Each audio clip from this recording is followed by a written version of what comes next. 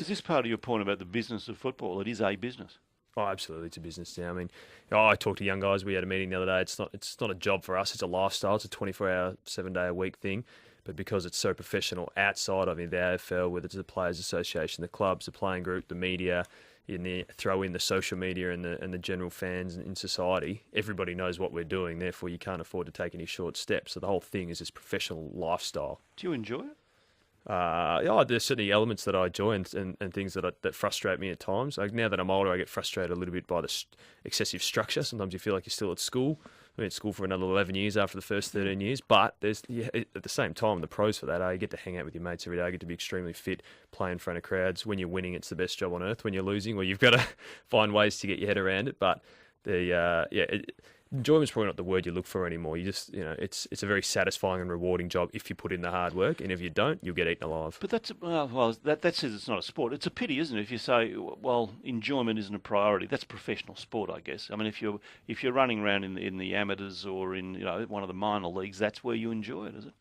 Yeah, I'm growing to enjoy it more. I love training. I love being fit. I love a contest. Sometimes too much used to get me in trouble. It's just, but the stress that comes with the performance because everyone's watching takes that enjoyment level down. The game itself I still thoroughly love.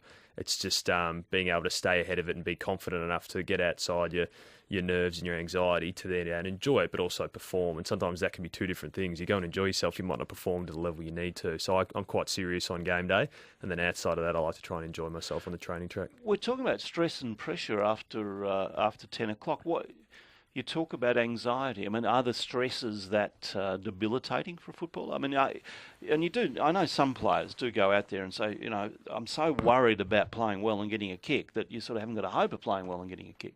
Oh, I was like that when I was younger. I couldn't even eat breakfast. I'd nearly be dry reaching up all my toasted Vegemite. There's no way you can perform. I've seen other guys who throw up before games, guys who are medicated for anxiety, medicated for depression. I've played with guys who've had to take time off. Good friends with Simon Hogan, who used to be at Geelong, who had to be hospitalised for his depression. This year we saw Mitch Clark. Like, this is something that's been happening for a while that I don't reckon the outside world has paid much heed to. But I think, and I've said this for the last 2 years, it's probably going to be the next big issue in the AFL. Got more guys will be retiring because of the mental anxieties and anguishes of it all. Hopefully no one ever takes to the extent where they've got no other avenue than to take their own life, at least as far as they feel. I'd hate to see that. We have a lot of things in place to help players, but the overall culture is very, very demanding. And we bring in 18-year-old kids who aren't yet ready to tolerate that. So you have to educate them quickly, but also place all this demand about the things they need to be doing to be professional. Talking